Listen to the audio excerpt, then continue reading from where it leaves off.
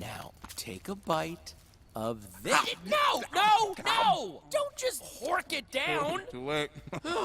Hello, I'm Dr. Josh Matthews. So what makes the movie Ratatouille great? Here's a mystery for you. Why at the end of the movie does the main villain and the main hero get together and form a friendship and a bond? At the end of Ratatouille, the critic, Anton Ego, is in a business partnership with Remy the rat, who is the head chef at Anton Ego's restaurant. The last thing we see of Ego is that he's happy and smiling given where he's at in the world. If you think about it, this is a kids animated movie, and the tradition in kids animated movies is to have heroes and villains opposed to one another. The hero is supposed to defeat the villain. Now shall you deal with me, O Prince, and all the powers of hell! Essentially, the end of Ratatouille is like if in Snow White and the Wicked Queen got together and had tea and cookies and were smiling and enjoying each other's company at the end of Snow White. Why does Ratatouille do this? To make it even more interesting, Ego has a self-centered name. His room is shaped like a coffin. His face is even shaped like a coffin. He seems mean and cruel in most of this movie. His reviews knocked Chef Gusteau'S restaurant down to 3 stars. This led to Gusteau'S sadness and despair. Gusteau eventually died, thanks to Ego. So Ego seems to be a kind of nemesis. But I thought it only fair to give you a sporting chance as you are new to this game. Game? Yes, and you've been playing without an opponent, which is, as you may have guessed, against the rules. And indeed, this movie shows us that the nemesis is overcome. Essentially, at the climax of the movie, Ego is defeated. He goes to Chef Gusteau'S restaurant, waiting to write a nasty review. He eats Remy the rat's food, but is overcome with feelings of joy and loveliness and a great memory and happiness in the food that Remy creates. Through his cooking, Remy the rat has essentially defeated Ego. But the defeat is not a typical animated movie villain defeat. The villain doesn't die or go away. The villain isn't exiled. He becomes part of the food-making enterprise. So as we said, why is this? There's actually a case to be made that Ratatouille doesn't have villains at all. I mean, sure, there's Chef Skinner, who is kind of a nasty chef at the beginning of the movie running Gusteau'S restaurant. But Skinner is kind of small and puny and weak. And by the middle of the movie, he's kicked out of the restaurant, and where the taller human, the heir to Gusteau'S, actually Gusteau'S son, becomes the head of the restaurant. Chef Skinner is mostly an onlooker throughout the rest of the movie. He tries to cause trouble, but is pathetic in doing so. Meanwhile, Ego, as we've said, becomes part of the restaurant business. And he holds the same values that Remy the rat does. Whereas Remy the rat wants to make great food and has the ability and talent to do so. He also tries to teach people, or rats, who don't know better, that there are great possibilities in food making. Ego shares the same values that Remy the rat does. At one point, Anton Ego even says that the only food he'll eat is great food. I don't like food, I love it.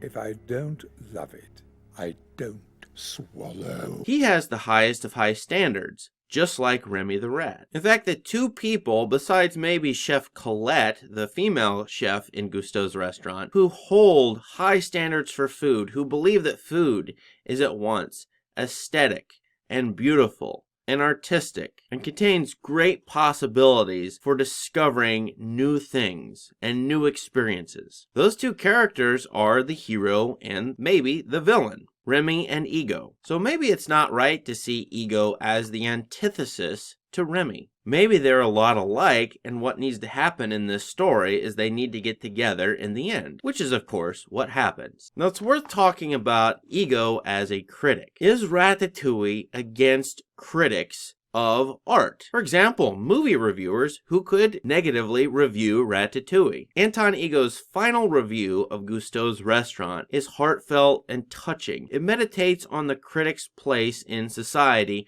the critic's place in the world of art. It's a humbling sort of put down of critics who think they're better than artists. Essentially, Ego, to pun on his name, is subverted. In many ways, the work of a critic is easy. We risk very little, yet enjoy a position over those who offer up their work and themselves to our judgment. We thrive on negative criticism, which is fun to write and to read. But the bitter truth we critics must face is that in the grand scheme of things, the average piece of junk is probably more meaningful than our criticism designating it so. You could say that the artist Remy has to overcome the critic Anton Ego in order to win in the end. But what is winning really in this movie? It's not victory, it's just getting to make food. If we look at the ending again, Remy actually needs Anton Ego in order to make food and do what he loves to do. Ego understands the value of good food, and he's the entrepreneur, the businessman who can make it happen by creating a new restaurant. So I don't think Ratatouille is putting the artist against the critic and making the critics out to be bad guys. I think if you view the ending of this movie in a complex way, it's possible to see the critic as being all important to the enterprise of artists. Critics need artists to make stuff. Critics don't make stuff, they just judge the stuff. They try to sort through and figure out which stuff is great, which stuff is not so great. And they help other people, non-critics, understand the art that they experience. In the case of Ratatouille, it's food, but it can extend to just about anything, to painting, to music, to writing and literature, to even to movies. I think this movie is criticizing critics who don't humble themselves, who forget that they in fact are beholden to the artists to create and make stuff and discover new things, like Remy. And on the other hand, though, you have Remy needing critics. In fact, artists need people to delve into their work, to look at all of its aspects, to understand it, to praise it, to promote it, to love it, to explain it. Those people, critics, are absolutely necessary to artists. In fact, I think this, at the end of Ratatouille, we're seeing something that's really important for both artists and critics to understand. Both of them are in the art making enterprise. The critic's writing or the critic's video making is an art form. It needs great art to be produced, but the art of writing or making videos like this is an artistic enterprise. Critics, of course, can learn a lot from artists who've already done a lot of the hard work in creating stuff and techniques in order to make great writing or great videos. So one way to look at the ending is this, that both Remy and Ego are in an art-making enterprise together with their new restaurant. There's something else, though, going on. Throughout the movie, Anton Ego is associated with black imagery. He's wearing darker colors. His room is dark. He even has objects in his room that are associated with death. Now this, of course, is poking fun at critics who can kill off artwork or even obliterate the memory of artists. Critics can say that artists or artwork are bad. They can mock them, they can scorn them, and thus consign them to the dustbin of history. That is one way to look at Ego and his death-making writing. But I think Ego is associated with a form of artistry. In Ratatouille, you'll see occasionally Gothic imagery. This is part of the Parisian landscape even. In Paris, you have beautiful restaurants, lovely vistas, springtime in Paris, and flowers. All these bright, beautiful, colorful images come up. But you also have things like the Notre Dame Cathedral.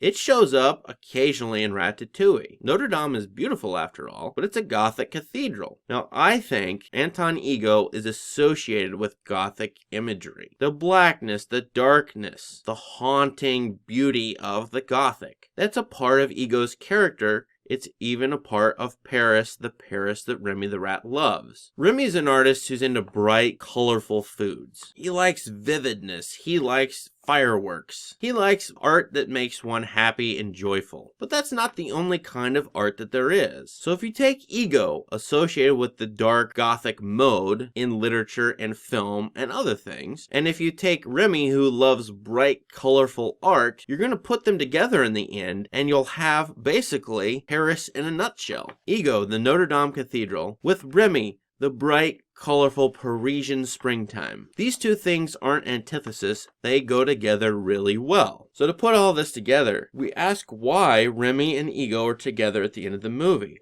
They both love great art, essentially. Artists need critics, critics need artists, and they come together at the end. They help each other out in terms of business. Art, after all, is a service, and a service that can be bought or sold. That doesn't demean art, it's part of making art. It's especially part of making food at restaurants. And then you have Ego as the Gothic man, together with the figure Remy, who loves bright, colorful food. And last but not least, obviously we have a human combining with a rat. Throughout Ratatouille, rats are devalued. No one believes that they ought to be in kitchens. One of the people who accepts the dictum that anyone can cook is the critic, Anton Ego. He humbles himself and becomes part of Remy's world. Thus, the ending of Ratatouille is comedic. It's a happy ending. All the elements come together in the end. Remy and his friend Linguini, Colette the chef, Remy's family of rats, and Remy and Anton Ego. They're all together making great food and great art in the end, because they all need each other. That's why I call this a great comedy. Everything is properly ordered in the end. And in the end, the critic is humbled but helpful. The critic is giving the artist a means to make his art. With so many critics online who aren't making things but are writing screeds or rants or criticizing people who are making stuff, this is a good movie to study to see what the critic's proper role is in helping out other people, serving other people, and helping society know what great art is. Good critics essentially help us live better lives. So please subscribe to my channel. Thank you for watching. I'm Dr. Josh Matthews. I hope you have a great day.